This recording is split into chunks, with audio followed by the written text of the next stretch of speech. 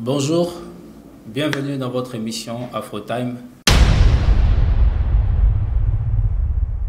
Je pense que vous connaissez maintenant, c'est l'émission justement qui parle un petit peu de tous les sujets qui concernent justement les étrangers en Tunisie. Et pour ce faire, à ce jour, on débat justement d'un thème assez important. On parle de la régularisation de tous les étrangers en Tunisie.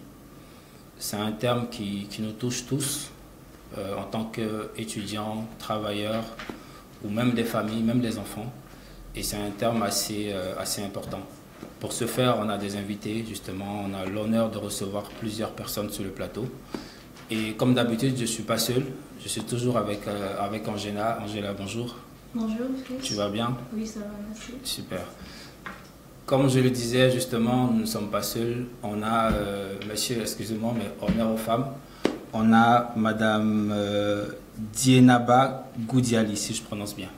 Exactement. Bonjour, comment allez-vous? Vous allez bien? Ça va très bien. Super. Merci. Vous êtes la présidente de l'association des Sénégalais en Tunisie. Exact. Super. Vous étiez la vice-présidente, si c'est Oui, ça? j'étais la vice-présidente Ok. et Moba la présidente. Ça fait combien de temps, justement? Quelques mois. Hein. Quelques mois. Félicitations à Super. Merci. On a aussi l'honneur de recevoir le vice-président de l'AESAT, qui est monsieur, désolé hein, si j'écorche le nom, Ali Maïna Al-Hajj. Je prononce bien? Oui, tout à fait. Super. Comment allez-vous, monsieur Al-Hajj? Bonjour, je vais bien, merci. Super. Et du coup, l'AESAT, c'est quoi exactement l'AESAT? Bon, l'AESAT, Juste la définition. Hein. L'association des étudiants et stagiaires africains en Tunisie. Super. On a aussi l'honneur de recevoir monsieur, j'espère que je prononce bien, hein, monsieur Boubelo Auriac Verdi. Exactement. Comment allez-vous? Vous allez bien? Très bien. Super. Et vous êtes président des étudiants et stagiaires congolais en Tunisie. Exactement. Super. On a aussi monsieur Alain Fila. Bonjour Alain. Bonjour. Tu vas bien? Super. Bon, tu es du Congo Brazza, c'est ça hein? Exactement. Il est ancien journaliste, ancien animateur de radio-télé et aussi c'est un chef cuisinier. Exact. J'espère que je ne me trompe pas. J'ai les mêmes faits. Super. Bon, juste pour planter un petit peu le décor, on ne se prend pas la tête hein, dans cette émission. On peut se tutoyer, hein, ça ne vous gêne pas. Super. Là, on parle justement de régularisation des étrangers en Tunisie. Je pense que c'est un terme qui vous parle. D'accord. Juste avant de rentrer dans le vif du sujet, juste Angela, elle a fait quelques recherches et elle nous dira un petit peu ce qu'elle a pu avoir comme information sur le sujet. Vas-y Angela. Alors voilà, donc aujourd'hui, comme Brice l'a dit, nous parlons d'un sujet important. Il s'agit de la régularisation. Alors qu'est-ce que c'est? Déjà, il faut noter que c'est un mot qui s'utilise dans plusieurs contextes. Mais aujourd'hui, nous allons parler dans le contexte de tout ce qui s'agit, voilà, on parle de papier et tout. Alors, c'est quoi la régularisation? C'est l'action de rendre quelque chose conforme à la règle ou aux lois. Et en Tunisie, justement, la loi relative aux conditions générales des étrangers, selon le décret numéro 1968-198 du 22 juin 1968 réglementant l'entrée et le séjour des étrangers en Tunisie, impose dans son article 44 à tout étranger d'être porteur des documents lui permettant de séjourner justement en Tunisie. Et alors, on comprend tout de suite, bien évidemment, qu'on est en situation régulière lorsque nous sommes porteurs des documents adéquats, dont entre autres la carte de séjour, mis à part le visa ordinaire qui expire après moins ou égal à 3 mois. Super. Alors, et voilà, il faut noter aussi, M. Brice, ce qui est important, qu'en Tunisie, nous avons 3 types de cartes de séjour. Il s'agit de la carte de séjour des étudiants, ce qu'on connaît tous. Mais ce qu'on ne connaît pas, justement, c'est qu'il y a aussi la carte de séjour au titre des travailleurs et aussi au titre de famille. Voilà. Super. Du coup, on rentre directement dans le débat. Je m'adresse à toi, vice-président de l'AESAT. Régularisation, comment on fait justement pour se régulariser en tant qu'étudiant, bien sûr? Donc, merci pour cette question. Avant toute chose, si vous me le permettez, je vais d'abord présenter brièvement l'AESAT. Donc, C'est quoi l'AESAD? Donc l'AESAD, comme je l'ai dit tout à l'heure, c'est l'association des étudiants et stagiaires africains en Tunisie, qui est de droit depuis 1993. Mais bien avant, c'était l'organisation des étudiants africains en Tunisie en 1980. Donc l'association a plusieurs objectifs et missions, notamment œuvrer pour l'intégration des étudiants sur le territoire tunisien, valoriser la culture africaine sur le territoire tunisien, valoriser aussi, comment on appelle, l'entraide entre les étudiants et stagiaires sur le territoire, plaider pour la cause des étudiants et stagiaires lorsque leur droit est bafoué.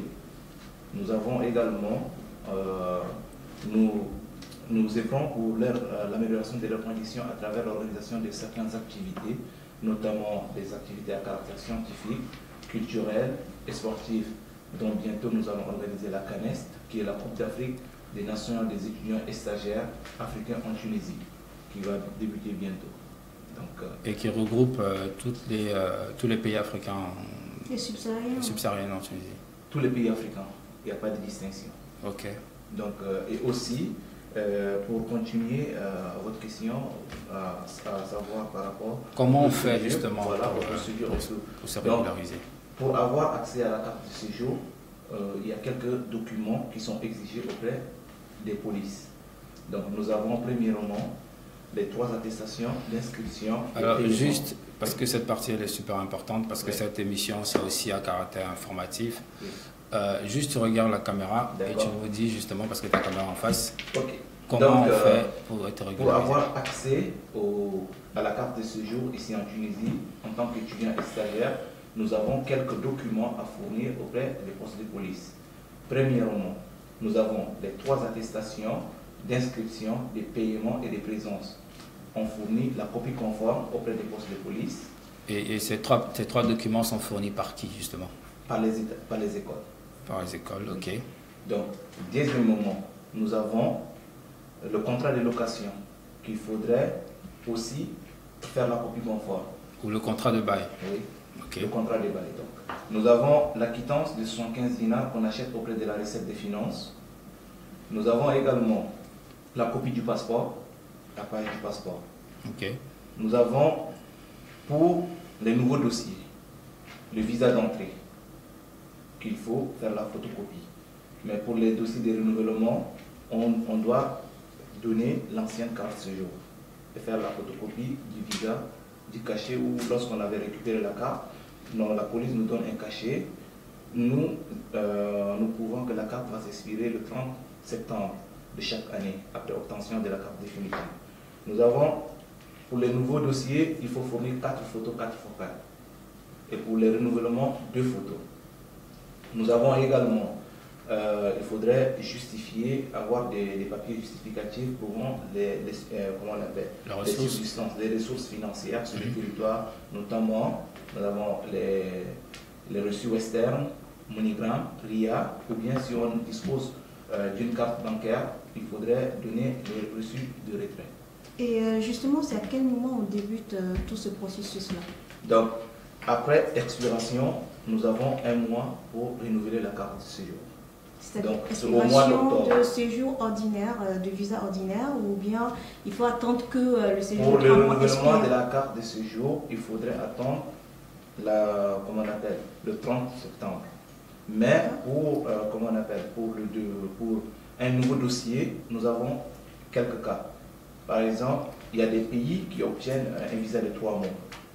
Donc, ils peuvent déposer leur carte de séjour pendant ces 3 mois.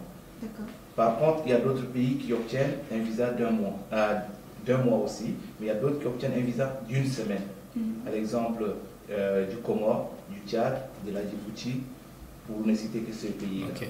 Donc ces pays, parfois, ils sont obligés de se retrouver en période de pénalité lorsque les 1 semaine de visas sont expirés. Okay. Et c'est tout 75 dinars partout comme frais, ou bien il y a d'autres postes de police qui sont tolérants, qui acceptent les 75, mais d'autres qui demandent une quittance de 300 dinars. D'accord. Juste parce que...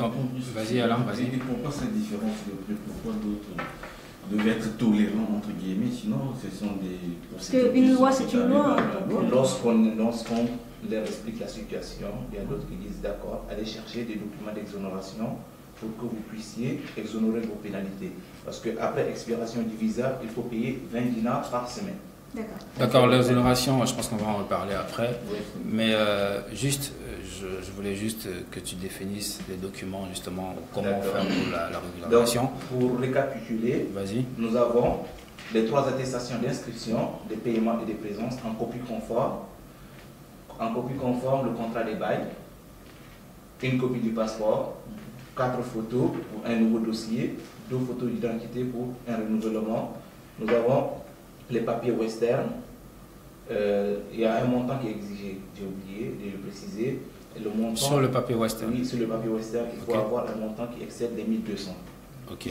1200 dinars.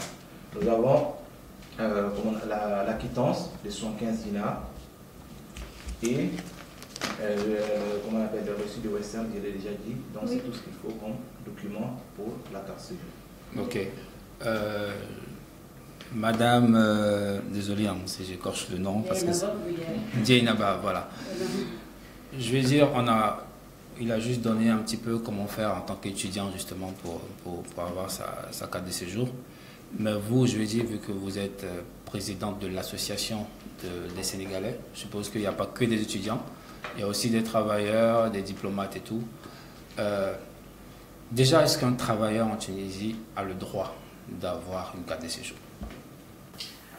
Bonjour tout le monde. Bonjour. Je me présente bien Louis. Enchanté. Et si vous me permettez aussi, je vais présenter brièvement l'AST. Allez-y. L'AST, c'est l'association de tous les Sénégalais ici en Tunisie, y compris les étudiants. Donc, l'AST, on a créé pour aider les Sénégalais en difficulté. L'AST, on l'a créé pour solidarité, soutenir aider les gens en cas de difficulté. Voilà. En gros, c'est ça. Donc, avant de venir pour parler de la carte séjour, d'abord, je remercie le bureau exécutif de l'AST. Je remercie aussi l'ambassade, vraiment qui nous aide en otage. Et nos anciens, y compris Ibrahim Baba, parce qu'Ibrahim Baba, normalement, il devait être là. C'est qui Ibrahim Baba déjà? Ibrahim Baba, c'est ex-secrétaire général de l'AST. Il a vraiment aidé les Sénégalais dans ce carte séjour. Ok. Donc, voilà. Pour venir d'abord l'exonération. Non, la question c'est de savoir est-ce qu'un étranger travailleur a le droit d'avoir une carte de séjour? Oui, pour dire oui, les travailleurs ont le droit d'avoir une carte de séjour. Tous les travailleurs? Les travailleurs, si tu veux. À condition que tu l'acceptes toi-même. C'est-à-dire? Je vais prendre l'exemple moi-même. J'ai travaillé, je suis travailleuse, mais j'ai mon carte séjour. Okay. En fait, j'ai conservé un peu de temps pour pouvoir étudier, inscrire dans un institut, faire formation en même temps et travailler en même temps. C'est là où je dis les travailleurs pour avoir carte séjour. Donc si je comprends, si un travailleur n'étudie pas, il ne peut pas avoir la carte de séjour, alors que selon ce qu'on a bien sûr. Donc qu'est-ce qu'il faut fournir alors? Je pense que ce que tu dis est un peu en désaccord avec l'info qu'on a, parce qu'en tant qu'étudiant justement, quand tu t'inscris dans une école, quand tu es étudiant, tu signes un engagement, comme quoi tu ne travailles pas. Et ce que tu dis, c'est qu'on peut travailler et en même temps étudier. Alors que les étudiants n'ont pas le droit. Alors que en même temps, les étudiants n'ont pas le droit de travailler. Je pense que la Tunisie, il n'y a pas une loi qui interdit de travailler et étudier en même temps. Non. Vice-président, qu'est-ce que tu en penses? Madame, excusez-moi, lorsque vous dites que vous déposez la carte de séjour avec les documents d'école, ça veut dire que automatiquement vous êtes considéré comme étudiant. Vous êtes considéré comme étudiant et non travailleuse. Parce que vous avez utilisé les documents des universités pour déposer la carte de séjour. Et tu fais la formation en même temps? Non, c'est parce qu'au niveau de la police, vous êtes reconnu en tant qu'étudiant et non travailleuse. J'accepte. Voilà. Parce que normalement, pour les travailleurs, il y a aussi une Il y a aussi, justement, voilà, c'est ce que je vais vous dire sur cette procédure. Vas-y. Bon, cette année, c'est différent par rapport à l'année passée. Parce que cette année, tu vas à l'école, à l'institut, tu t'inscris, on te donne les 3 attestations comme l'autre. Non, ce que je veux dire, moi je prends un exemple. Je travaille comme agent de ménage ou femme de ménage. Ouais.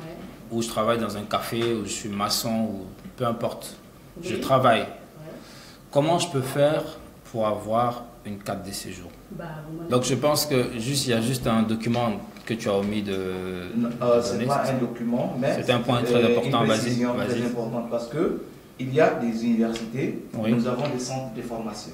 Bien sûr. Voilà. Pour ceux qui sont dans les centres de formation, depuis l'année dernière, le gouvernement tunisien a décidé que ces personnes doivent avoir le cachet sur leur attestation d'inscription. Du ministère de Et pour cela, il faudrait quoi? Il faudrait d'abord une attestation d'équivalence de leur diplôme. Il faudrait aussi effectuer des analyses médicales. Et ces analyses médicales ne se font pas dans les cliniques privées. Elles se font uniquement dans les hôpitaux publics. Nous avons notamment Charles Nicolle et l'Institut Pasteur. Et l'Institut Pasteur. Et il y a aussi le passeport qu'il faut fournir à l'Institut qui doit déposer l'ensemble au niveau du ministère de la formation professionnelle pour avoir le cachet. Parce que sans ce cachet derrière l'attestation, le dossier est automatiquement rejeté auprès du poste de police. D'accord. Bon, je pense que madame, non, je vais répondre par rapport aux travailleurs. D'accord. Juste avant que tu répondes, je pense que madame Djeneba, je vous donne la parole tout à l'heure, mais je pense qu'elle n'avait pas terminé son propos. Je te laisse juste la possibilité de terminer justement ce que tu dis. Peut-être rebondir juste qu'elle termine et tu revois. Parce que tout à l'heure, moi, parce que si tu poses la question à une personne, laisse-lui répondre. Parce que vous m'avez posé une question. Moi, je suis travailleuse. J'ai ma carte, c'est juste après 2 ans. Voilà. Donc, je vous dis comment j'ai obtenu ma carte. Justement, vas-y, on t'écoute, vas-y. D'accord. Vas-y, on t'écoute, voilà, vas-y. Donc... Vas-y, tu as la parole.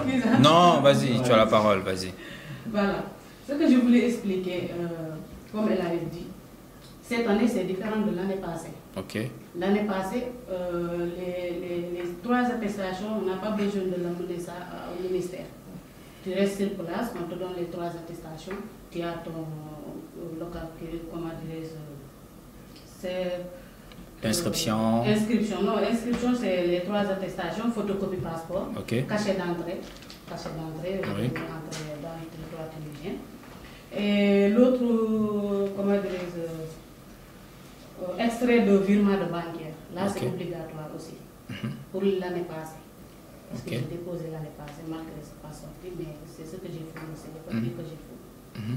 Donc, cette année, ils ont changé, ils ont dit que tous les papiers doivent passer par le ministère pour avoir le cachet du ministère. Sinon, ils vont être rejetés.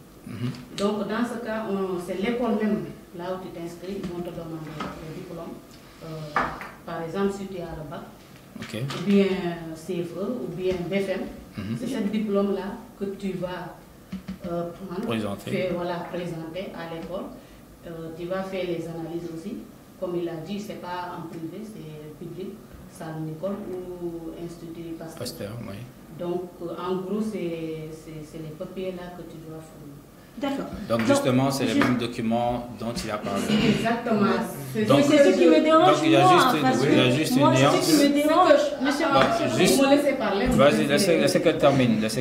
Vas-y. Toi, je pense que tu as fait des investigations. Non, ce n'est pas l'investigation. Le problème, c'est de savoir. Il y a, comme il a dit, il y a 5 déjà. Parce que déjà, on ne savait pas. Parce que nous, on connaît 3. Déjà, même, on ne connaît qu'un seul type de carte de séjour. Voilà, que tout le monde reconnaît. Et par la grâce de Dieu, si vous voulez, on a reconnu qu'il y a 3 types. Je peux vous poser une question. Oui. Dans mes réponses là, qu'est-ce que tu veux savoir exactement? Parce que tu m'as posé une question. Tant qu'elle termine, oui. Tu m'as posé une question. Comment les travailleurs obtiennent carte séjour? Donc, ce que j'ai fourni ici, ce n'est pas le cas. Donc, moi, je vous remets la question. D'accord. Je vous repose la question. Oui. Comment faire pour avoir le carte séjour? Bon, moi, ce que je vais dire. Non, ce qui me gêne dans sa réponse, c'est quoi? Alors, c'est comme si les deux procédures en fait sont pareilles, voilà, justement. sont pareilles. Donc moi je vais juste, si vous me permettez, je vais juste passer la parole à Alain. Voilà, parce qu'il est dans la peau justement d'un travailleur. Selon son expérience, est-ce que c'est évident en tant que travailleur ou auto-travailleur, auto-entrepreneur d'avoir sa carte de séjour et comment on fait justement? Oui. Parce que dans ce qu'elle a dit, moi, ce qui me chagrine, c'est que je n'ai pas entendu de contrat de travail et tout. Donc, vas-y, Alain. Il ne faut pas faire l'amalgame. Un étudiant est un statut, un travailleur est un autre statut. Un homme, une femme mariée, c'est une autre demande. Un retraité, c'est une autre demande. C'est pas pareil. C'est pas la même chose. Effectivement, il y a plusieurs types de cartes de séjour. Okay. Selon votre statut. Selon le statut. Évidemment, quand on est travailleur, on peut obtenir sa carte de séjour étant travailleur, recruté même depuis l'étranger. Donc, quand vous arrivez à l'aéroport, on vous exige l'attestation de votre employeur, par exemple. Donc, le contrat de travail. Voilà. Et c'est ce qui va vous permettre, effectivement, de faire votre demande de visa et fournir tous les autres, l'hébergement, tout ce qui s'ensuit après. Pareil, pour un investisseur, vous allez avoir votre déclaration officielle au journal national tunisien et votre carte d'identité bancaire, hébergement, domiciliation de la société. Vous faites votre demande de visa. Pour les étudiants, effectivement, une inscription et tout ce qui s'ensuit. Attestation. Pour un retraité qui n'a pas d'activité aussi, par exemple, il suffit de signifier aux instances compétentes la régularisation, en fait, comment on appelle ça? Les attestations de retrait d'argent, entre guillemets, voilà, qui vous permettent de vivre en Tunisie. Donc, effectivement, c'est pas forcément parce que les gens ont tendance à penser que pour obtenir une carte de séjour, il faut obligatoirement avoir une inscription. Et pareil, même entre guillemets, pour les demandes de visa, pour nos compatriotes qui viennent pour venir en Tunisie, les gens ont tendance à lui faire une inscription dans une école de formation, une université pour obtenir le visa là-bas. Alors qu'un résident en Tunisie, avec sa carte de séjour, peut faire une invitation. Une invitation, avec une réservation d'hôtel prépayée, d'hébergement, tout ça, c'est possible d'obtenir. Donc ça, c'est les informations qu'on avait pas. Qu'il faut effectivement, par exemple, pour le vice-président qui est mieux placé, parce qu'il est le vice-président de l'AEZ, qui va pouvoir véhiculer ce genre d'informations pour permettre évidemment aux gens de pouvoir savoir ce qu'il faut faire dès l'entrée du territoire tunisien, parce que, comme dans tous les États, les États sont régis par des lois, par des règles. Et quand on est dans un territoire étranger, entre guillemets, il faut se conformer à ces lois-là, à ces règles-là, pour ne pas après crier, comme on dit souvent ici au racisme, je sais pas, machin et tout. Mais tout est clair, il suffit parfois seulement de prendre le temps d'aller sur le net et vous avez toutes les informations possibles pour l'obtention effectivement de séjour. D'accord, juste, merci Alain, juste parce que je n'ai pas encore donné la parole à Basile. Juste pour revenir sur la régularisation, déjà il est très important lorsque un étudiant, peu importe la personne, une fois arrivé sur le territoire tunisien, de vouloir connaître là où se trouve sa représentation diplomatique, se rapprocher de sa communauté. Ce que beaucoup ne font pas, déjà pour s'acculturer dans le pays d'accueil, il faut avoir certaines informations. Donc, moi j'ai eu à échanger avec beaucoup de parents au pays qui envoient des enfants mais qui ne passent pas parfois par l'association. Et quelques temps après, qui sont surpris de la conduite, d'apprendre parfois que l'enfant n'est pas en règle. Donc, un étudiant, qu'est-ce qu'il doit faire avant d'arriver sur le territoire tunisien? Par exemple, contacter l'association ou encore le consulat par mail, parce qu'on peut retrouver le mail sur Google ou sur la page Facebook de l'association AESCT pour le Congo-Brazzaville, laisser un message que bon, voilà, chère association, je suis un étudiant inscrit sur le territoire tunisien, j'arriverai en telle date. À travers cela, nous allons préparer son accueil. Une fois arrivé sur le territoire tunisien, nous allons lui fournir les informations nécessaires. donc les documents que nous venons de citer, et commencer par le consulat, avoir d'abord une carte consulaire, parce que lorsque la personne arrive, la personne pour les Congolais, ils ont droit au moins à un visa de 3 mois. Donc une fois que la personne a déjà le visa de 3 mois, sa carte consulaire, on prépare déjà l'étudiant avec ses prochains documents qui lui permettront de faire sa carte de séjour. Et c'est dans cette procédure-là qu'on aide nos communautaires à être en règle. Dommage qu'il y a des communautaires qui arrivent, on ne sait pas aussi de leur faute, qui tombent parfois sur des particuliers, des gens qui les donnent certaines nouvelles juste de bouche à oreille. Ben, tu n'es pas obligé de faire. Donc, moi, juste avant que tu poses la question, j'aimerais, parce que tu as été un peu rapide, que tu passes justement sous forme de message, parce que ce que tu viens de dire, c'est important. Avant que chaque étudiant, là tu parles du Congo, mais moi je parle en général, avant d'arriver sur le territoire, ou même quand ils sont sur le territoire, qu'ils essaient de contacter soit l'ambassade ou soit l'association. Parce que c'est le message que tu as passé.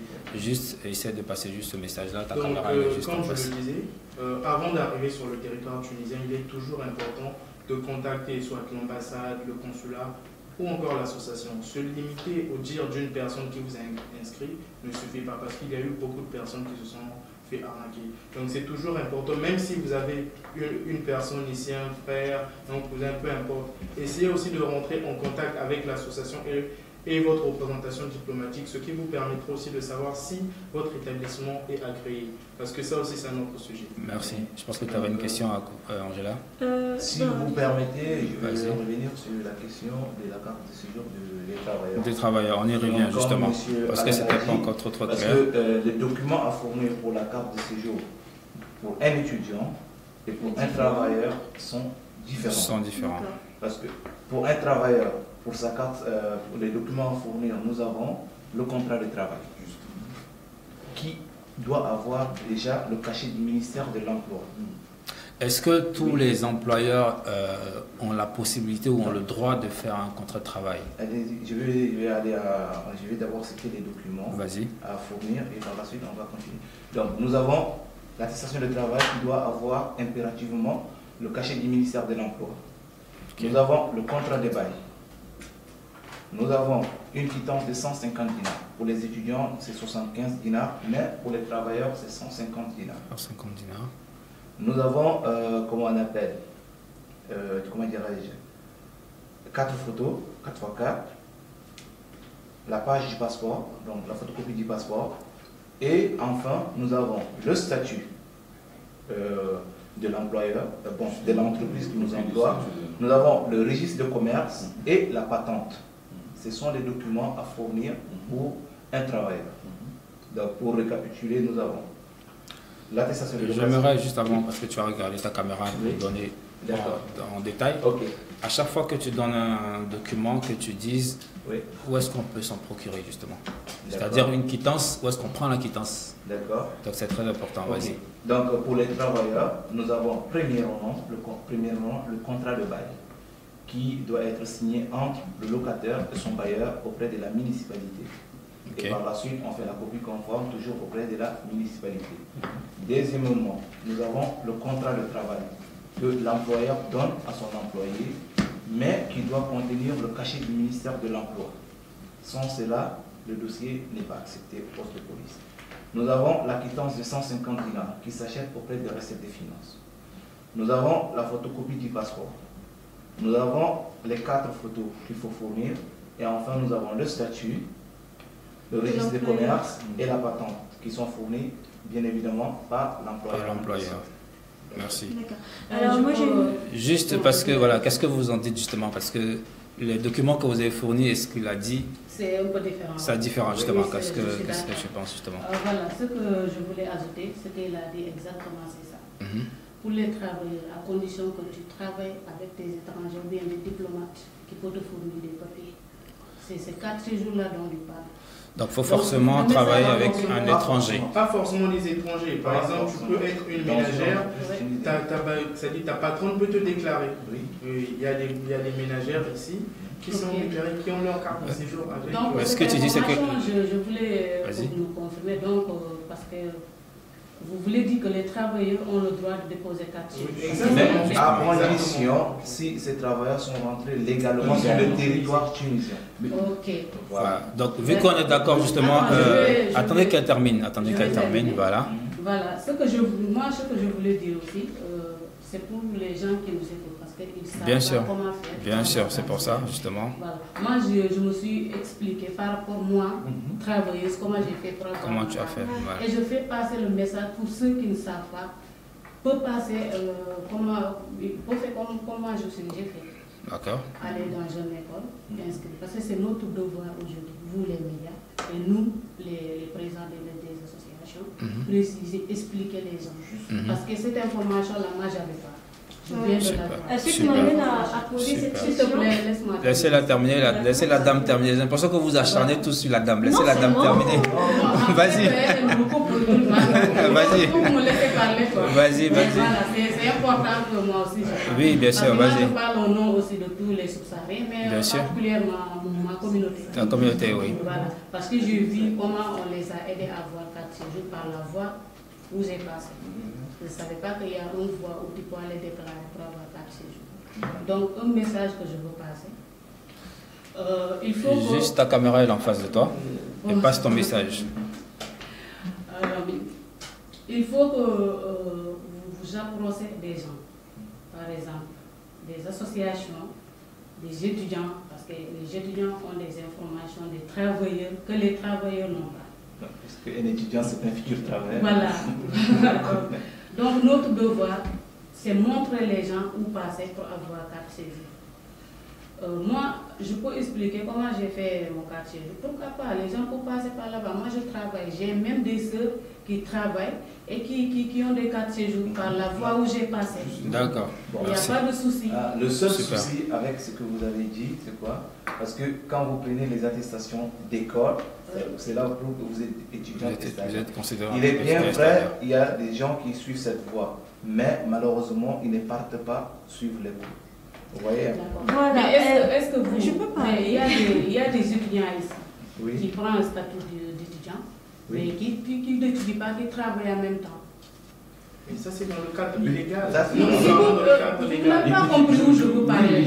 Il faut pas. Bon, je pense qu'on va juste, voilà, ne mélangez pas le débat. Nous, notre devoir, c'est de passer l'information, pousser les gens d'avoir le 4 séjours. Parce qu'il y a des gens qui sont là, qui ont des pénalités, qui ne peuvent pas. La 4 séjours, c'est l'avantage de travail.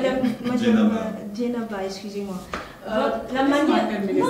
Je vais terminer, je vous laisse. Non, je sais, vous allez prendre la parole, c'est pas un souci. Le débat, il est chaud. Je voulais juste ajouter, je voulais juste vous accompagner dans ce que vous dites tout à l'heure. Oui, c'est important de suivre votre procédure pour avoir la carte de séjour, dans le sens où si ça peut aider une personne à suivre une formation. Non, je n'ai pas dit de suivre c'est juste pour voir comment faire pour avoir non, je veux dire quoi? Oui, votre procédure, c'est pas aussi trop en fait négatif. Si tu le dis. Oui, si je le dis, dans ce sens où ça peut aider une personne à suivre des formations, parce qu'il est important aussi, quand vous de se former, bien sûr. Voilà, dans les écoles, il faut vraiment suivre les cours, c'est important. Ça peut aider quelqu'un à quitter le ménage pour devenir informaticienne ou je sais pas. Parce que vous m'avez coupé tout à l'heure, sinon j'allais expliquer ça. Parce que moi je vous dis, je suis les formations, je fais des formations, en même temps je travaille. Donc ce que vous samedi et dimanche. Oui, c'est ce que j'ai dit. Vous êtes toujours considéré comme étudiant. Vous m'avez pas étudiante. compris. Vous m'avez pas compris. Parce que j'ai dit, cette voie-là, ça peut te permettre d'avoir des attestations, ça peut te permettre même d'avoir un diplôme homologué. Tu travailles, en même temps tu étudies. Donc là, je comprends ce que tu dis. Ça veut dire qu'on peut justement, pour ceux qui nous regardent, ceux qui sont... Tu dois rester sur le travail seulement. Tu peux avoir tes attestations, tu peux avoir des diplômes, mais tu travailles en même temps. Quant à les travailleurs qui ont déjà, comme le statut dont vous m'avez parlé, aussi c'est bon. Eux, c'est des travailleurs qualifiés. Voilà, moi, je vais juste rectifier un petit peu ce qu'elle veut dire. Je pense que tu me suis. En fait, ce qu'elle veut dire, c'est que on peut être femme de ménage ou maçon ou peu importe, pâtissier et tout ça, et en même temps chercher à se former dans une école de formation pour justement être qualifié, justement avoir un diplôme. Et en même temps qu'on se forme, ça nous donne la possibilité d'être en règle. Parce qu'on est là pour sensibiliser, justement, on est là voilà. pour passer des messages. Donc, ça, ce qu'elle veut dire, c'est que on peut être femme de ménage, on peut travailler comme vous voulez, mais en même temps, ça serait bien de s'approcher, de se former. Ça nous permet d'avoir un diplôme et d'être qualifié plus tard. Je pense que c'est ce que tu veux dire. Ok. Moi, Après, juste parce que Verdi, non, le président des étudiants congolais, voilà.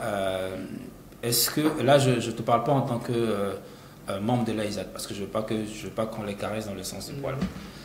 En tant qu'étudiant, est-ce que pour avoir une carte de séjour étudiant, est-ce qu'il y a des difficultés? Ou quelles sont les difficultés que tu as rencontrées ou tous les étudiants que tu représentes ont rencontré justement? D'accord, merci pour la question, c'est une question très pertinente. Donc, par rapport à mon expérience et celle de mes communautaires, je dirais que la difficulté se trouve surtout au niveau de l'information. Il y a beaucoup de communautaires qui viennent, qui ne savent pas les documents qu'il faudrait réunir pour faire le dépôt de la carte de séjour. Ils ne savent pas à qui se confier pour avoir ces informations-là. Parce que la personne qui l'a reçue, parfois, n'a pas donné l'information. Donc voilà pourquoi nous travaillons surtout sur la sensibilisation. Moi, en arrivant, j'avais éprouvé ces difficultés-là, parce qu'il fallait quand même que j'ai l'information nécessaire jusqu'à ce que je rentre en contact avec l'association. Mais à côté, il y avait aussi quand même quelques anciens qui m'ont accompagné. Donc je pense que le problème se situe surtout à ce niveau-là. Et le nombre de documents à fournir. Vous savez, lorsqu'on quitte le pays pour la première fois, ce n'est pas toujours facile de faire face à une telle situation, d'être en règle, réunir tous les documents nécessaires. Et une autre grande difficulté, c'est celle des établissements. Moi, je pense que les établissements n'accompagnent pas les étudiants dans les démarches de la carte de séjour. Lorsque les différentes écoles arrivent dans nos pays, c'est la bonne publicité, venez, nous allons vous accompagner dans les démarches administratives. Mais une fois arrivé sur le territoire tunisien, c'est tout un problème. Moi-même, j'étais allé voir l'administration pour lui dire, mais essayez un peu de m'aider à être en règle, à faire ma carte de séjour. Il a dit, mais non, tu peux le faire seul, essaie juste de te débrouiller. Vous imaginez un peu un étudiant qui arrive pour la première fois, qui se débrouille, bien sûr. Donc je pense que les établissements dans les années à venir, pourquoi pas dans les jours qui suivent, il serait important que les établissements s'impliquent plus dans cette situation. Et je pense qu'il y aura moins d'arrestations si seulement les établissements travaillent en connivence avec la police tunisienne. Merci. Et vous, en tant que président, excusez-moi, parce qu'aujourd'hui, vous avez changé de statut, hein, vous êtes passé voilà, de casquette d'étudiant à président. Je suis donc, toujours étudiant. Il est toujours étudiant. Oui, mais aujourd'hui, voilà, qu'est-ce que vous portez comme casquette? C'est président. C'est président. On ne peut pas être président sans être étudiant. Oui, justement, vu que vous avez vécu la chose en fait, qu'est-ce que vous faites aujourd'hui pour y remédier à tous ces problèmes? Et cette question, ça s'adresse justement à l'AISAT, parce que c'est la tête de toutes les associations étudiantes ici en Tunisie. Moi, je pense qu'il est mieux placé. Hein, oui, mais après, je veux dire, après, l'AISAT va nous répondre aussi, justement. La sensibilisation, l'information. Déjà, lorsque la personne a l'information, la personne sort de certains vides. Et donc, nous, on s'arrange à essayer de rentrer en contact avec les nouveaux. Et pas seulement les nouveaux, parce qu'il y a aussi des anciens étudiants qui ne sont pas en règle. Donc, on essaie de rentrer en contact avec la majorité des étudiants. On fait du porte-à-porte, c'est-à-dire on va dans les grandes maisons des communautaires, on essaie de les recenser. Vous faites le porte-à-porte? Oui, le porte-à-porte. Mais on n'a jamais tapé à ma porte. Hein. Ouais. Parce que quand tu parles de communautaire, tu parles que des Congolais, c'est ça? Voilà, c'est ça. Ne vous en faites, le président de votre communauté le fera. Donc, sinon, au niveau de la communauté congolaise de Brazzaville, on essaie de faire le nécessaire, bien qu'il y a d'autres communautaires qui ne veulent pas qu'on puisse les rapprocher. Mais on le fait quand même au téléphone, on les enregistre, on essaie de savoir s'ils sont en règle. Lorsqu'ils ne sont pas en règle, on essaie de poser des questions. Quelles sont les raisons? Il y a d'autres qui disent, bon, parce que je ne réunis pas tous les documents nécessaires. Il y a d'autres qui disent, parce que je ne sais pas. Et nous, on essaie de les accompagner dans ce sens-là. Merci. L'AISAT, justement, en tant que vice-président, lui, il a dit, en tant que Congolais, ils font du porte-à-porte. Et vous, je dis du porte-à-porte au niveau des Congolais, mais vous, qu'est-ce que vous faites, justement? Voilà, merci pour cette question, parce que avant de répondre à cette question, je vais revenir aussi sur les difficultés qu'il a évoquées. Parce qu'il y a pas mal de difficultés, et ça comment on appelle? ça varie d'un État à un autre. Puisque comme je l'avais dit tout à l'heure, il y a des pays qui ont un visa d'une semaine, il y a d'autres qui ont d'1 mois et d'autres de 3 mois. Donc là déjà, il y a un problème. Parce que après expiration du visa, on est déjà en période de pénalité où il faut payer 20 dinars par semaine. Ça c'est déjà un problème. Maintenant, pour renchérir sur ce qu'il a dit par rapport aux écoles. Normalement, lorsqu'un étudiant part le premier jour à l'école, il est censé être là, il est déjà arrivé et il a marqué sa présence. Et automatiquement, l'école devrait lui octroyer son attestation de présence. Mais malheureusement, c'est ce qui ne se fait pas dans certaines écoles. Et c'est ce qui met certains étudiants en difficulté et qui tombent dans les périodes de pénalité. Dès que je viens à l'école, je suis déjà présent. Normalement, on devrait me donner mes 3 attestations. Mais l'école dit non, il faudrait d'abord attendre 3 semaines et tout. Vous voyez, automatiquement, le mois d'octobre va se terminer et on est dans la période de pénalité. Nous avons aussi des problèmes avec certains bailleurs, malheureusement, qui ne donnent pas de contrat à ces étudiants. Parce qu'ils viennent, voilà, on va vous louer les maisons. Et lorsque ces étudiants ont l'information pour la carte séjour, il faut le contrat de bail. Ils se rendent compte que le bailleur dit « Ah, je ne donne pas de contrat de bail parce que peut-être le bailleur n'a pas payé sa taxe ou bien les impôts. » C'est pourquoi il ne veut pas donner le contrat et ils sont obligés de ne pas aussi déposer la carte séjour parfois. Ou bien soit de quitter l'appartement, trouver un autre, le temps de trouver un autre appartement, de trouver le contrat et tout, période de pénalité en plus. Donc, maintenant, depuis 2 ans, c'est une pièce, c'est un document qu'on a omis de le mentionner. Au niveau des postes de police, on exige aussi la carte consulaire. Ouais. Pour la carte de séjour, pour les étudiants, on exige aussi la carte consulaire. Et certains pays, ici malheureusement, n'ont pas un vis-à-vis diplomatique ici, une représentation diplomatique. Donc ils sont obligés, peut-être, prenons le cas du Niger, ils ont leur ambassade au niveau de l'Algérie. Même nous, le Tchad, nous avons notre ambassade au niveau de l'Algérie, mais heureusement, nous avons un consulat honoraire qui nous permet d'avoir cette carte consulaire. Le cas des Togolais, il n'y a pas une représentation et ils n'ont pas accès à la carte consulaire. Et comment ils font justement pour avoir cette carte? Je pense qu'il y a eu un combat qui a été mené et Dieu merci, pour certains pays, on n'exige pas la carte consulaire. Oui, ils envoient leur document. Oui. Soit on envoie au Maroc, vous voyez, le temps que le document arrive, aille au Maroc, revenir et tout, c'est un autre problème. Et on rentre dans la pénalité entre-temps. Et aussi on rentre dans la pénalité, mais la police a compris cela, on a fait des revendications, on s'est battu pour ça et Dieu merci, elle a été compréhensive. Pour les Togolais, ils acceptent. Parfois, sinon, il faut envoyer les documents au niveau du Maroc. Donc, vous voyez. Donc, revenons à votre question, qu'est-ce que l'AESAT fait? Déjà, comme vous le savez, l'AESAT est une fédération où il y a plus de 25 communautés qui y sont. Donc, dans l'AESAT, comme il y a 25 communautés, ça veut dire qu'il y a 25 associations filles. Et l'AESAT, elle est là pour défendre le droit des étudiants et stagiaires. Ok. Donc, lorsque ce droit est atteint. Maintenant, le vis-à-vis premier de ces étudiants, ce sont les associations filles. Vous comprenez? Donc, si il y a des difficultés, parce que c'est nous qui sommes les vis-à-vis, comment on appelle, les garants de ces étudiants face aux autorités tunisiennes. Donc, s'il y a un problème, c'est nous qui devons intervenir et tout. Revenant sur la question des cartes séjour, on sensibilise aussi. Comment vous sensibilisez? À travers des posts, à travers des communiqués. Des posts qui sont faits sur la page de l'AESAT. Oui, sur la page, à travers des présidents. Voilà, les présidents des communautés. Voilà ce qu'il faut. S'il y a un changement au niveau des procédures de la carte de séjour, les présidents des communautés, voilà ce qu'il y a. Maintenant, il faudrait faire passer le message aussi. Parce que ce n'est pas tout le monde qui suit la page de l'AESAT. Justement, voilà. Désolé de te couper, mais j'allais y en venir parce qu'en fait, en se renseignant un petit peu, oui. Il y a pas mal d'étudiants qui ne savent même pas qui est le président de l'AESAT. Tout à fait. On ne sait pas qu'est-ce que c'est, on ne le connaît pas en fait. Tout à fait. Je veux dire, on se pose la question à quoi ça sert justement l'AESAT justement. Parce que, comme j'allais... On a l'impression que vous ne travaillez pas, c'est tout. Que vous ne travaillez pas, que vous êtes inexistant, justement.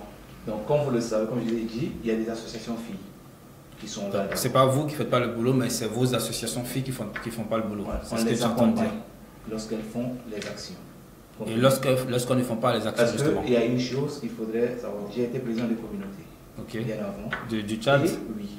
Et si, par exemple, je laisse une autre personne, par exemple, je vais dire, peut-être je laisse le président Verdi faire mon travail à ma place, quelle image j'aurai envers mes communautaires?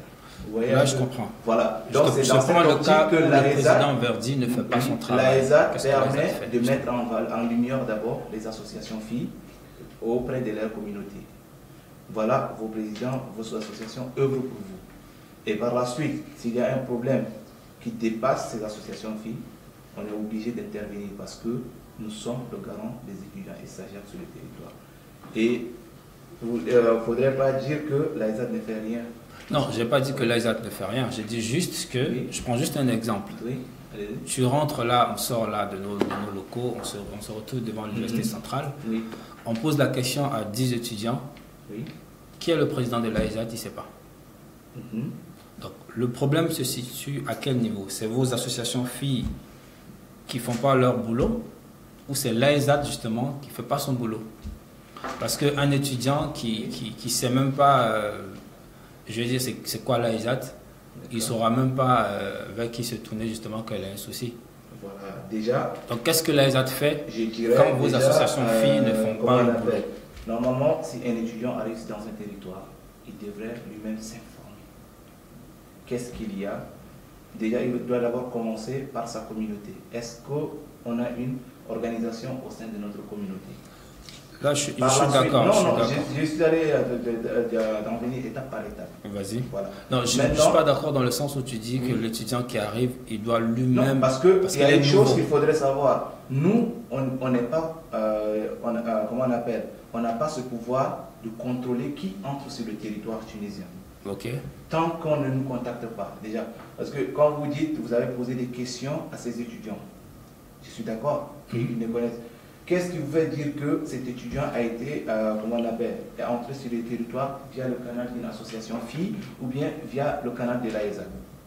Parce que lorsque les étudiants viennent, vous voyez dans les postes des associations FI, il y a toujours, comment on appelle, même si la plupart des temps, on ne voit pas sur les photos les membres de l'AESA, ils sont quelque part. Ils sont quelque part. Et arrivé là, on fait savoir, comment on appelle, à ces étudiants, voilà, votre association FI, votre association.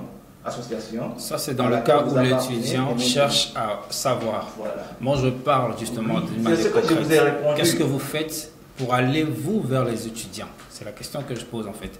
Parce que là, ce que tu es en train de dire, c'est quand l'étudiant cherche à savoir c'est qui mon président en tant qu'Ivoirien, en tant que Congolais, voilà. Il saura justement par la suite qu'il y a l'AESAT. Oui. Quelqu'un qui vient d'arriver qui ne sait rien. Est-ce que l'AESAT a mis des choses en place de telle sorte que la personne qui arrive... le guide de l'étudiant qui est là. Voilà, justement. Voilà, on a le guide d'étudiant qui est là sur pied. Et maintenant, ce guide est même au niveau, comment on appelle, sur le site du ministère. On peut l'avoir directement et l'étudiant peut avoir toutes les informations sur l'AESA, sur les procédures de la carte séjour, tout ce qu'il faut, vous comprenez. Donc il y a ce guide de l'étudiant qui est là. Okay. Et l'AESA, ce qu'elle fait, c'est quoi? On va organiser une journée d'intégration pour les étudiants et stagiaires, pour leur parler de toutes ces questions des cartes séjour, de l'AESA, voilà, c'est elle qui vous représente en cas face au gouvernement tunisien et tout ce qui suit avec. Mais il ne faudrait pas aussi mettre à l'ombre les associations filles. Bien sûr. Parce qu'il faudrait qu'eux aussi se sentent, comment on appelle, je ne trouve pas le terme impliqués. Juste, impliqués. Parce qu'on ne va pas venir enquêter, comment on appelle, pas enquêter, mais bloquer les actions des associations filles. Ok. Donc c'est un peu ça. Moi j'aimerais aller plus loin si vous voulez. Allez-y. Ce que moi j'ai constaté personnellement et puis selon les informations, c'est qu'il n'y a pas d'amélioration sur certaines situations. C'est-à-dire, je veux dire qu'il y a certaines situations qui ne changent pas. À savoir, il y a des étudiants, malgré qu'ils ont tous les documents qu'il faut, Oui. ils n'arrivent pas à avoir le carte de séjour, du moins définitif. Et vous savez que la carte de séjour définitive, c'est ce qui nous permet de mener plusieurs actions déjà, voilà, vous savez ce que je veux dire. Donc, qu'est-ce qui fait qu'il n'y a pas de changement? Moi, j'ai l'impression que, voilà, c'est ce qui me pousse à vous dire que c'est tellement vous ne travaillez pas, parce qu'il n'y a pas de changement à ce niveau-là. Et sachant que vous êtes plusieurs, si vous menez des actions bien déterminées, moi, je pense qu'il devait y avoir des changements à ce niveau qui perdure en fait. Ça, c'est l'impression que vous avez. D'accord. Mais vous ne savez pas. Nous, on se met dans la peau de tout le monde. Voilà, c'est pas personnel. C'est pas personnel. C'est Ouais. ce que j'ai dit. C'est l'impression qu'elle a. Mais elle ne sait pas le travail qui s'est fait à l'ombre. Dites-nous C'est alors. pour ça qu'on est là Donc, justement notamment, pour comme savoir on l'a le dit, travail on que est vous là faites. pour plaider et défendre les droits des étudiants et stagiaires. D'accord. S'il y a une carte qui ne sort pas, on se rapproche d'abord au niveau des postes de police. Pourquoi l'étudiant n'obtient pas sa carte de séjour? On nous fait savoir, ah, voici tel document qui manque, ou bien tel document n'est pas, comment on appelle, n'est pas correct. Parce qu'on ne va pas aussi voiler la face, parce qu'il y a certaines personnes qui pratiquent, qui font usage de faux ici dans ce pays. Pour eux, le plus important, c'est avoir juste la carte provisoire. Avoir la carte provisoire, la définitive, il y a d'autres qui n'en ont rien à faire. Parce qu'ils veulent juste avoir une carte séjour. J'ai la carte séjour, c'est tout.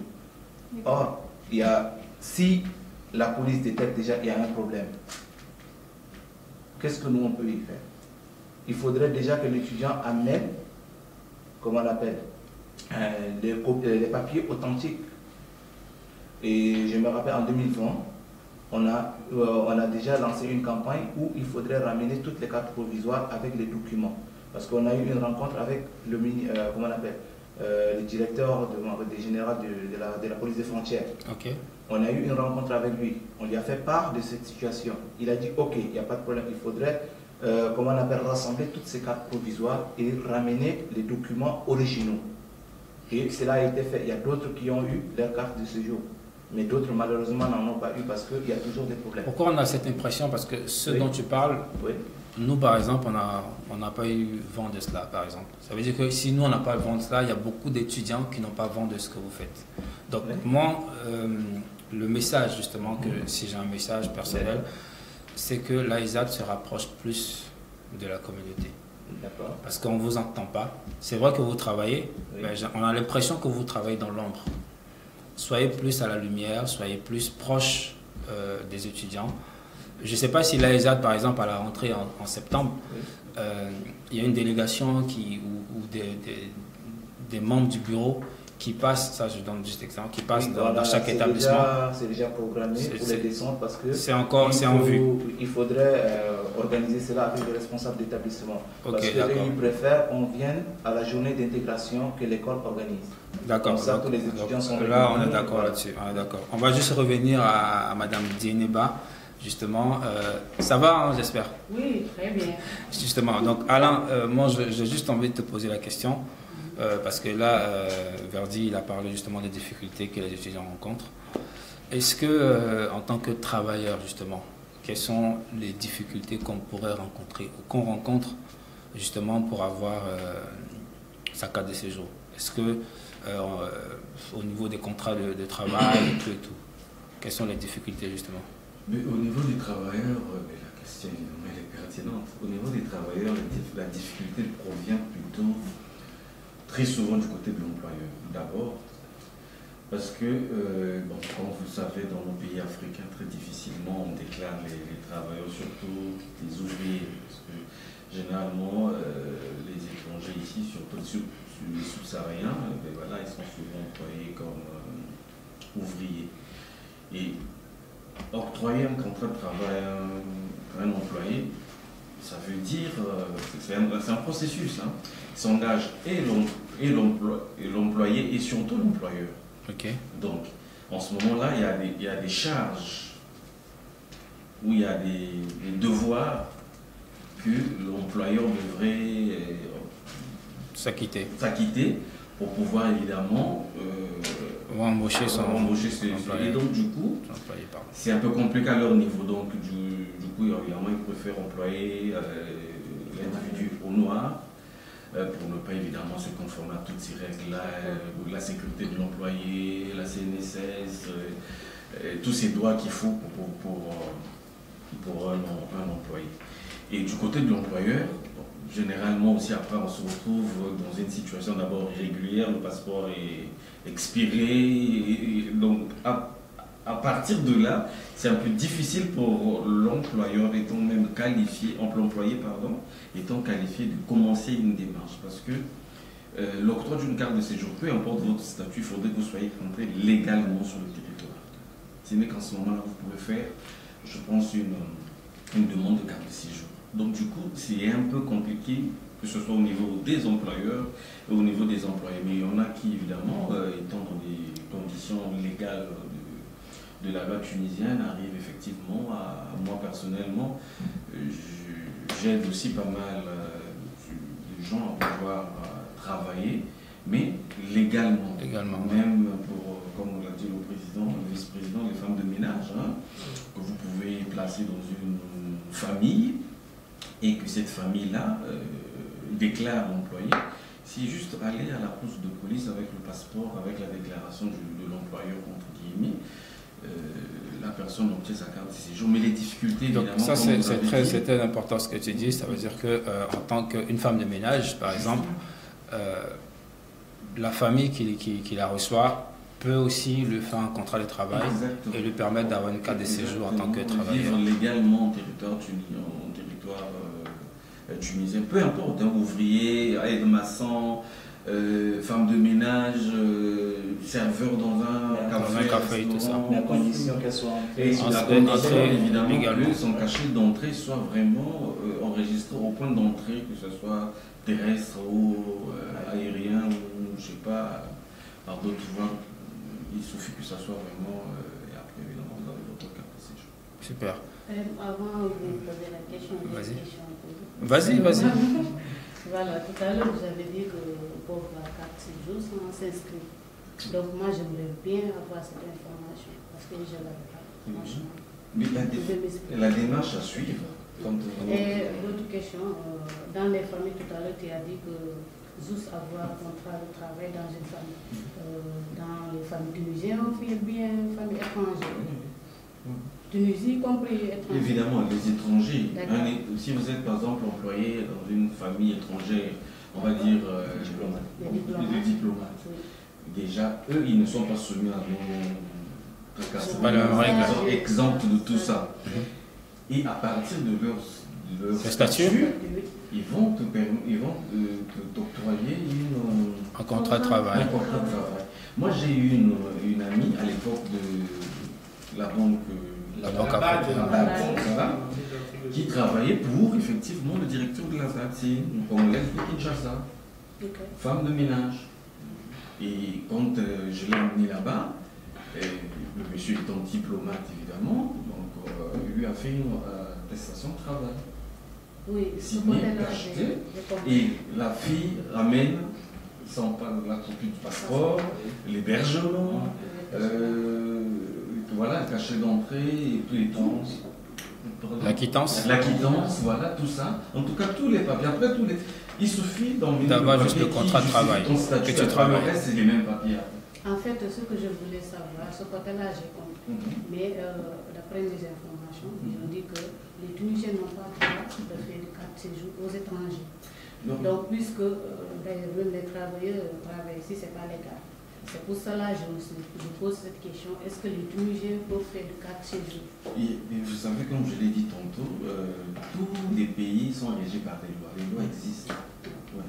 Donc il suffit de s'informer, raison pour laquelle je vais revenir un peu sur les associations pour représenter, parce que si on a ce genre de problème, c'est que, permettez-moi de le dire, les associations, il y a un manque d'informations. Et s'il y a un manque d'informations, c'est que quelque part, les associations vous ne faites pas vraiment votre...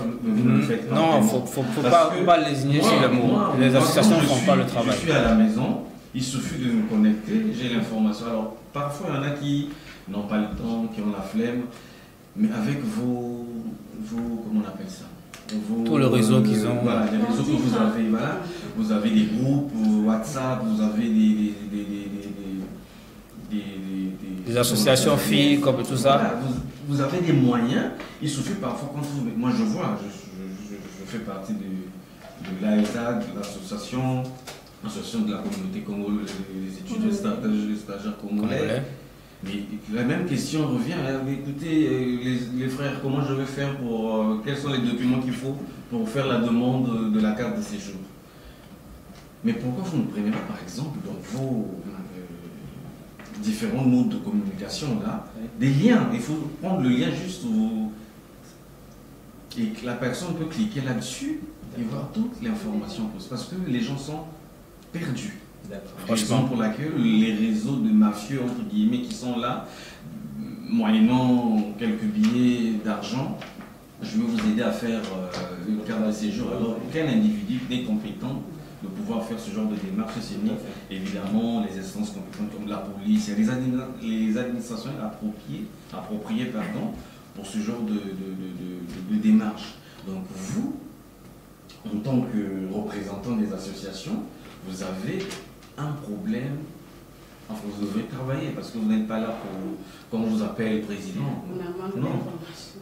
Déjà, si vous-même, elle est présidente d'une association, mais elle en manque d'informations. Voilà.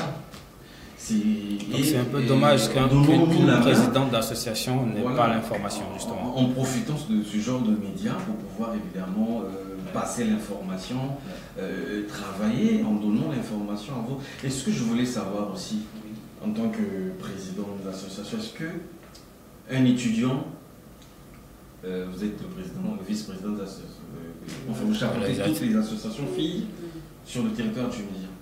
Mais on a comme l'impression qu'il n'y a que les subsahariens, plutôt vous avez parlé de l'Afrique, donc s'il y a des étudiants marocains ici, ils devraient aussi faire partie de l'association. Algériens, Marocains, Égyptiens, mais on ne trouve que entre guillemets, les subsahariens là-dedans. Bon, qu'est-ce qui se passe? Pour répondre à cette question, comment on appelle, l'Algérie et le Maroc faisaient partie des pays fondateurs de l'AESAD, qui est aujourd'hui l'AESAD, qui est l'association, avant c'était l'organisation des étudiants africains. Donc au fil du temps, parce qu'aujourd'hui ce n'est pas que les subsahariens, parce que quand vous dites que les subsahariens, c'est comme si vous excluiez, comment on appelle, la Mauritanie. Justement. Parce que la Mauritanie, elle est toujours là. Elle fait partie des pays maghrébins, mais la Mauritanie est toujours là.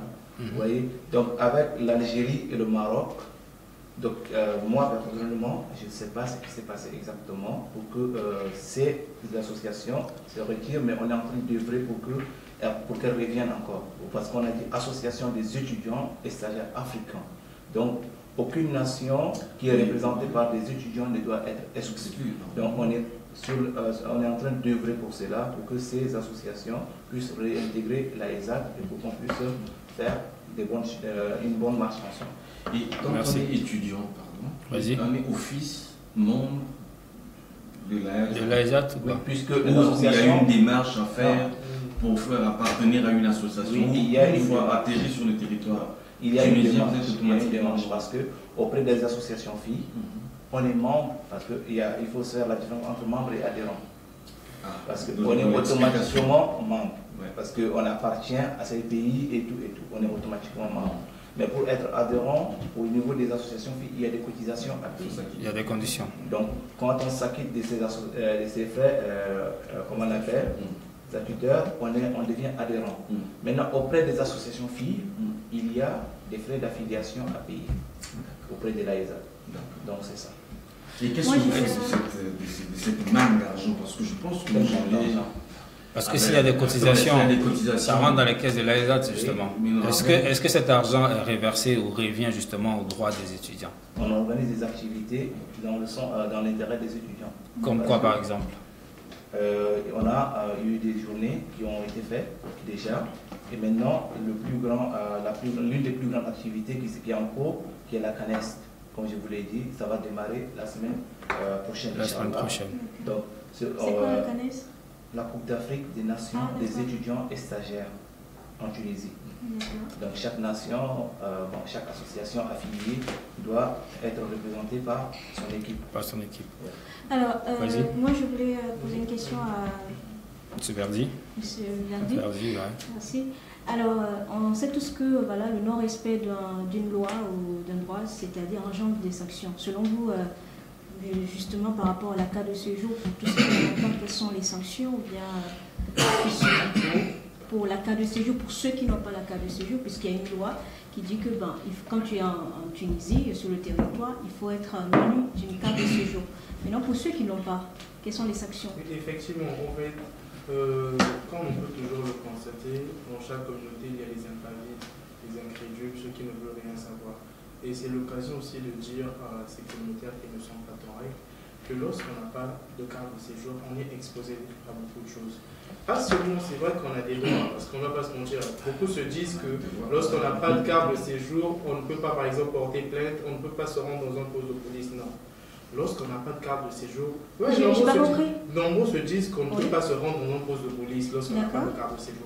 Et ces derniers se font parfois agresser, ces derniers ont des problèmes avec leur bailleur et ont peur d'engager des poursuites judiciaires, de peur que... Donc sans carte de séjour, si je me suis fait agresser, j'ai le droit d'aller porter plainte, c'est ça? De contacter même l'association ou sa représentation diplomatique. On peut engager un avocat pour porter plainte, sans problème. Sans carte de séjour. Sans carte de séjour. Donc c'est ce que les gens, même ceux qui n'ont jamais eu de carte de séjour depuis leur première année, ne doivent pas avoir peur d'engager certaines procédures. Il suffit juste de se rapprocher de leur association. Donc c'est très important. Donc c'est important, les gars, si tu me permets, pour toutes les personnes qui sont sur le territoire, tous les étrangers, peu importe, même si tu n'as pas de carte de séjour, si tu te fais agresser ou peu importe le souci que tu as le droit, selon les infos qu'on vient d'avoir des présidents d'associations, de rentrer dans un poste de police et porter ta plainte. C'est ça. Mais mis à part ça, quelles sont les sanctions pour revenir à la question? Bon, voilà, il y a le rapatriement. Surtout pour une personne qui n'a pas de carte de séjour et qui pose par exemple des actes déplacés, ce dernier est exposé par exemple au rapatriement. Pour ne pas dire d'abord la prison et puis le rapatriement. Donc, il est très important, lorsqu'on n'a pas de carte de séjour, pour des raisons quelconques, d'avoir une bonne conduite. Parce qu'on ne doit pas se mentir, les autorités sont bel et bien conscientes qu'il y a toute une ribambelle de personnes qui n'ont pas de carte de séjour. Mais ils font avec parce qu'ils savent qu'il y a aussi la conduite à côté. Il y a des difficultés qui empêchent, parfois des difficultés financières, qui empêchent à certains étudiants d'être en règle. Donc voilà pourquoi il y a cette tolérance de la part de la Tunisie. Mais c'est toujours important de se rapprocher de l'association. Je pense que cette tolérance aussi est liée par leur part de responsabilité. Le vice-président vient de dire, souligner pas mal de problèmes pour un étudiant qui prend un loyer, qui n'a pas de contrat. Comment va-t-il faire pour faire une demande justement. Pour un étudiant qui n'a pas... C'est le lieu justement, président, de sensibiliser les étudiants à avoir des contrats justement. Et qui n'a pas l'attestation de présence à l'université. Comment va-t-il faire sa demande? Donc je crois que cette tolérance-là aussi est liée à certaines imperfections à leur niveau, mais que nous devons aussi évidemment souligner pour que les choses changent. Parce que nous, ça nous met aussi en insécurité. Aujourd'hui, quand vous êtes enregistré, vous avez une carte de séjour, vous êtes traité autrement. Même quand vous avez vos raisons, hein, et quand vous n'en avez pas, en tout cas c'est un peu, pour aboutir vraiment à avoir vraiment totalement raison, c'est un peu difficile. Donc, un peu difficile. Il faut à chaque fois en parler. Président, justement, juste avant que tu renchérisses, juste avant s'il te plaît, est-ce que tu peux regarder ta caméra et demander justement aux étrangers, aux étudiants, quand on parle louer un appartement, est-ce qu'on peut exiger ou est-ce qu'on a le droit d'exiger justement d'avoir un contrat de location? Parce que sans ça, justement, on ne pourra pas continuer les démarches pour la carte de séjour. Est-ce que tu peux juste passer le message, s'il te plaît? Donc, très chers étudiants et stagiaires, donc, quand vous partez louer un appartement, sachez-le que vous êtes en devoir d'avoir un contrat de bail. Parce que c'est ce document qui vous permet également de déposer votre titre de séjour au poste de police. Et lorsque vous louez un appartement et que le bailleur vous dit qu'il ne peut pas vous fournir un contrat de bail, il serait judicieux pour vous de quitter et de déménager dans un autre appartement où on va vous fournir un contrat de bail. Parce que sans ce document, vous ne pouvez pas déposer votre carte de séjour. Merci.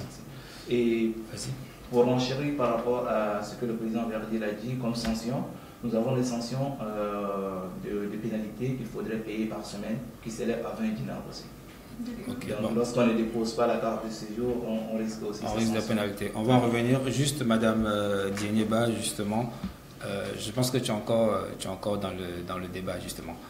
Et je vais juste rentrer, justement, toucher un souci, justement, dont on a écho, c'est pas personnel. Oui. Au niveau des associations, la question s'adresse à vous trois. D'accord. Est-ce que moi, en tant qu'étudiant, stagiaire, je ne sais pas, burkinabé, algérien, enfin, nigérien ou peu importe, béninois, oui. Est-ce que quand j'ai un souci, est-ce que je peux me rapprocher d'un président, de la présidente sénégalaise pour résoudre mon souci? Honneur aux dames. Madame d'abord. Bon, cette question, je pense qu'ils sont mieux placés pour répondre à ça. Non, mais personnellement, je n'ai jamais reçu. Du coup, demain, en touche du bois, demain ou la semaine prochaine, j'ai un souci, moi en tant qu'Ivoirien, j'ai le contact de l'association, la présidente de l'association des Sénégalais en Tunisie. Je t'appelle, j'ai un souci. Tu peux rien faire pour moi en tant que présidente? Si, je peux essayer, parce que nous, c'est ça la question. On n'est pas là seulement pour notre communauté, mais on est là pour tous les subsahariens. Tous les subsahariens, justement. La question à savoir d'abord, est-ce l'association est reconnue? C'est ça. Oui, justement, l'association est reconnue ou pas, justement, pendant qu'on y est? C'est ce que je voulais poser d'autres questions. Vous êtes, votre association congolaise, étudiants ou bien tous les Sénégalais? Non, des étudiants et stagiaires congolais. Pas de travailleurs. Voilà, ça c'est le problème parce que les associations des travailleurs ici ne sont pas reconnues par l'État. Ils ne sont pas reconnus, d'accord, Mais d'accord. nous, associations, si on a des problèmes d'ailleurs, on approche AESA. D'accord, donc du coup, on se réfère tous à l'AESAT. L'AESAT. Ok. L'AESAT, justement. Il se défend déjà, donc c'est bon. En tant que présidente, j'ai le devoir aussi d'apporter des informations. Oui, bien sûr. Donc, concernant le cas de séjour tout à l'heure dont je t'ai parlé, où est-ce qu'on peut avoir ces informations-là s'inscrire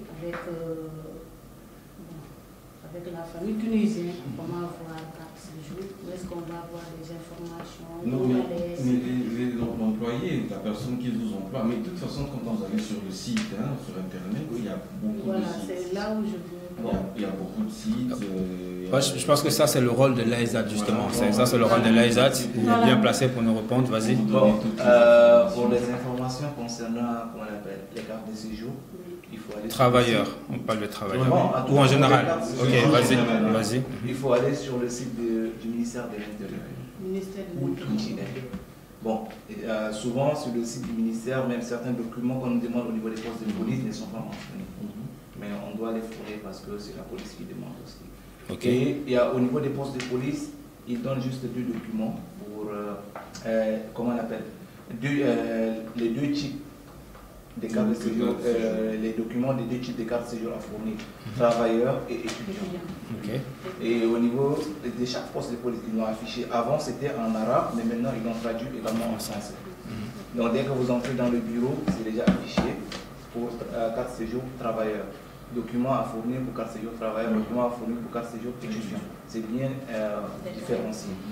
Donc maintenant, pour revenir à votre question, lorsqu'un étudiant a un problème et tout, comme on l'a dit, nous, on est là pour défendre comment on appelle, le droit des étudiants et stagiaires.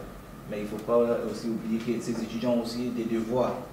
Donc, ces étudiants doivent se rapprocher vers nous. Parce que c'est nous qui sommes leur vis-à-vis face aux autorités tunisiennes. Donc on doit, comment on appelle, d'abord on doit être sûr que l'étudiant n'est pas en tort. Parce qu'on ne peut pas aller aussi défendre quelqu'un qui est en tort. C'est vrai, il est de notre responsabilité. Je te coupe, pourquoi? Parce qu'il y a des exemples où, par exemple, moi en tant qu'Ivoirien, j'appelle le président de l'association congolaise pour un souci, ou le président de l'association ivoirienne pour un souci que j'ai. En tant que Congolais, par exemple, je prends l'exemple de quelqu'un qui est Congolais, et le président de l'association ivoirienne, il me dit, écoute, c'est pas de mon ressort, va voir celui du Congo. Non. Est-ce que c'est des exemples qui existent? Bon, ça, c'est des exemples qui existent. Non, je m'adresse juste au président de l'association des étudiants congolais. Oui, d'accord, merci pour la parole. Déjà, pour répondre, lorsqu'on est dans la vie associative, il faut faire preuve de magnanimité, unanimité, solidarité. Bien sûr. Donc, entre nous, les présidents de communauté, on est unis. Ce qui permet que lorsque son homologue n'est pas là, on peut intervenir. C'est-à-dire, si il faudrait que mon action puisse d'abord être nécessaire à la minute, il faudrait d'abord que j'intervienne et puis informer mon homologue par la suite. Maintenant, pour ces présidents de communauté, par exemple, qui répondent de la sorte, il reste à savoir c'est pour quelles raisons. Parce qu'il y a d'autres présidents de communauté, il y a des communautaires qui ont eu des problèmes avec leur communauté à cause de leur mauvaise conduite. Et pour se ressourcer, ils vont peut-être contacter d'autres présidents. Okay. Et cela peut créer des tendances entre présidents de communauté. Donc lorsqu'un président refuse par exemple de traiter une situation, surtout si c'est pas une urgence. Là, tu es en train de défendre tes collègues présidents. Non, c'est une raison. J'essaie de faire la part des choses. Donc, surtout si elle n'est pas urgente, c'est pas par exemple en cas de maladie où il faudrait vraiment intervenir à la minute. Okay. Mais il est libre de dire, bon voilà, essaie de voir avec ton président de communauté. Surtout si le président de communauté aussi ne donne pas l'accord. Parce qu'il y a des situations où, avant que j'intervienne, je dois d'abord demander mon homologue. D'accord, merci. Je pense que là, vas-y juste, parce qu'on est déjà au cours à la fin de l'émission, vas-y rapidement. Association, c'est association. Donc, toi-même, il faut intégrer d'abord pour pouvoir recevoir de l'aide. Parce que si tu viens, tu dis voilà, je m'en fous de l'association, il m'apporte la rien, tu as tort. Tu as tort. Donc, il faut intégrer et va vers l'association. Parce que ce n'est pas l'association qui va venir vers vous, c'est vous qui devez aller vers l'association. Bon, ce que vous dites là, ce que vous venez de souligner est très important. Mais il faudrait aussi essayer de voir, est-ce que il faut aussi se mettre dans la peau de l'étudiant. Est-ce que lorsqu'il est arrivé, il a écho qu'il y a une association? Donc c'est vice-versa. Je comprends, je parle d'adhésion, je vais y en venir. Parce qu'il ne faut pas dire, la personne est venue vous faire part d'un problème. Même si la personne n'a pas adhéré à l'association, par patriotisme ou bien par africanité, par humanisme, disons, on est obligé d'abord d'aider la personne et après le conseiller. Vous voyez, lorsqu'on n'adhère pas à une association, ce qui peut arriver, parce qu'on est toujours exposé à des dangers qu'on ne sait pas. Moi j'ai une dernière question. Moi j'ai une dernière question qui est très importante. Sans ça, je pense qu'on n'a rien fait. C'est concernant les honorations. Oui. C'est-à-dire qu'on vous l'avez dit tout à l'heure que bon voilà, une personne qui est en pénalité doit payer 20 dinars par semaine. Oui. Ce qui implique que, c'est-à-dire si tu fais 10 ans ici, ben, c'est énorme. Donc dans quel cas, bien sûr, cette personne a droit d'être exonérée? Justement. Bon, déjà, pour l'exonération, avant ça n'existait pas. Mais avec la lutte que les anciens ont menée, nos prédécesseurs, ils ont pu obtenir le document d'exonération, si ma mémoire est bonne, en 2018. Okay. Ce qui permet d'exonérer les pénalités. Comme vous l'avez dit, il y a des personnes qui ont effectué 10 ans sur le territoire et qui ont des pénalités. Avant, même si tu effectues 10 ans, tu es obligé de payer les 10 ans. Mais après lutte, maintenant, comment on appelle, le plateau est fixé, ou bien je dirais, le montant maximum à payer est de 3 000 dinars. 3 000 dinars. Même si je fais 20 ans. Même si vous faites 20 ans, c'est 3 000 dinars à payer. D'accord. Donc juste, on va passer juste l'information parce qu'il y a beaucoup de personnes. Et c'est pour les étudiants, mais c'est pour toute personne. Avant, c'était fait pour les personnes qui étaient dans cette situation. Mais maintenant, on exonère aussi les étudiants. Parce que, juste, s'il te plaît, juste passe le message, justement, passe le message. Concernant l'exonération, pour commencer, l'exonération, elle est gratuite. Il faudrait que tout le monde le sache. Que ces personnes qui vous demandent une somme pour l'obtention de l'exonération, ces personnes sont en train de vous arnaquer. L'exonération, elle est gratuite. Et elle s'obtient auprès de, comment on appelle? De l'État. Auprès des directions des impôts. D'accord. Comme nous le savons, à Tunis, il y a 4 gouvernorats. Donc nous avons le gouvernorat de Tunis, comme on appelle d'Ariana, de Benarous et de Manouba. Donc au niveau de Tunis, nous avons, même Tunis est divisé en 3. Oui, c'est en 3. Tunis 1, Tunis 2 et Tunis 3. Pour Tunis 1, c'est juste au niveau du Bab al-Qadra, vers l'avenue de Madrid. Pour Tunis 2, c'est juste à côté des champions, champions Lafayette. Pour Tunis 3, c'est juste au niveau du rond-point de Mon Plaisir où il y a l'Espérance de Tunis collée à l'ambassade de l'Égypte. Pour Tunis 4, Ariana, c'est au niveau comment on appelle, du grand rond-point là où il y a la station de bus d'Ariana, c'est juste là. Pour Rawet, comment on appelle, Ariana, parce qu'Ariana coffre toutes ces zones-là. Pour Benarous, il faut aller à Benarous. Pour Manouba, c'est aussi à la direction des impôts de Manouba. Donc l'exonération, elle est gratuite. Si une personne vous demande une somme quelconque pour vous octroyer l'exonération, refusez cela. Vous pouvez peut-être de vous-même donner à la personne une somme pour son déplacement ou bien autre chose. Là, d'accord. Mais sinon, l'exonération, elle est gratuite et tout le monde peut avoir ça.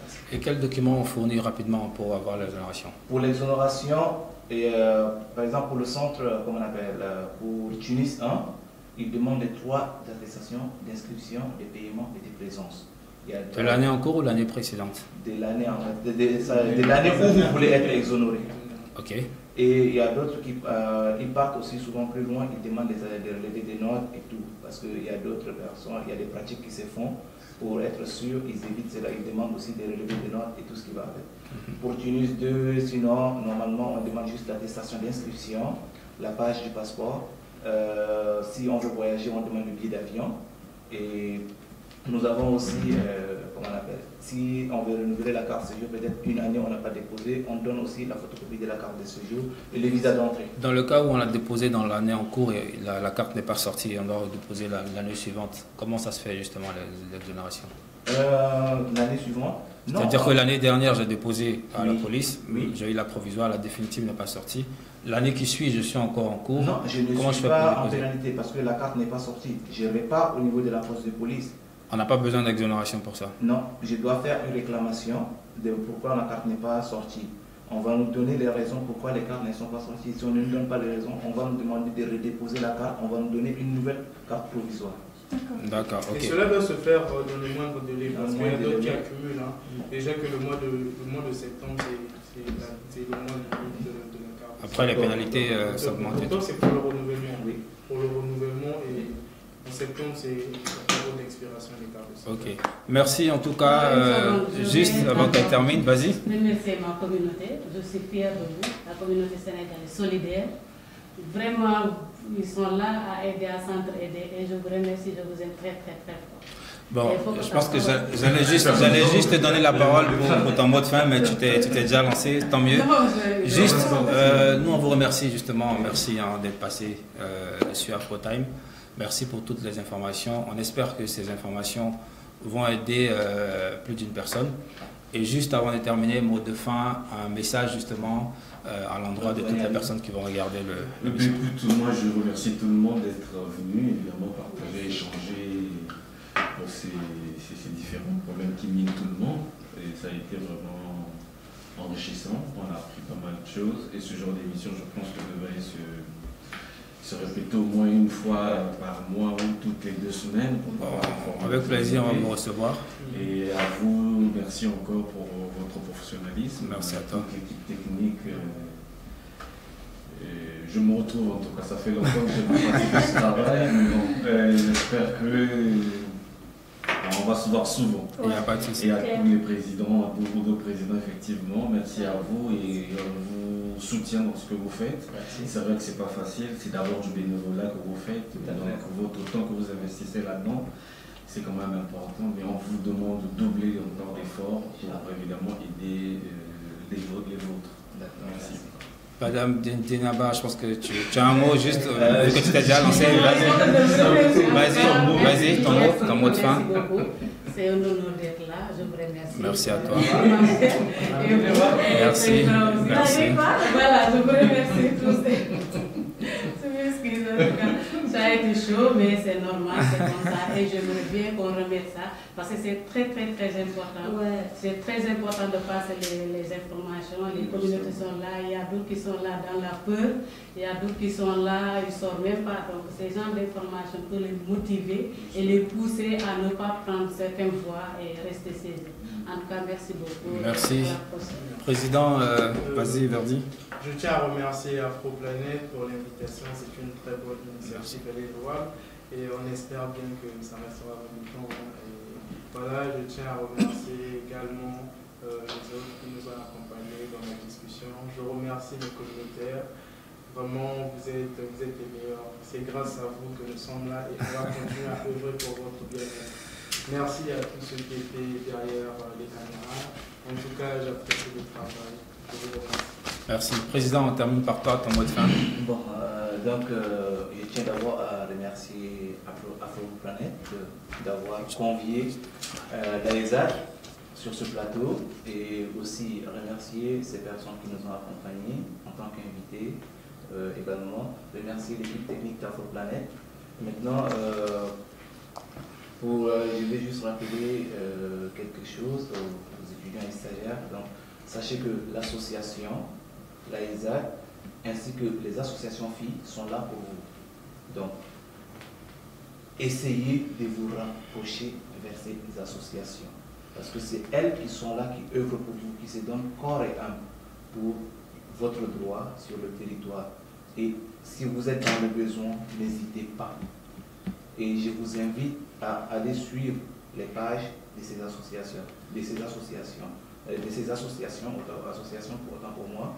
Et comment on appelle, il faudrait être très vigilant et doubler d'efforts dans les études parce qu'on est là pour les études, c'est notre objectif premier.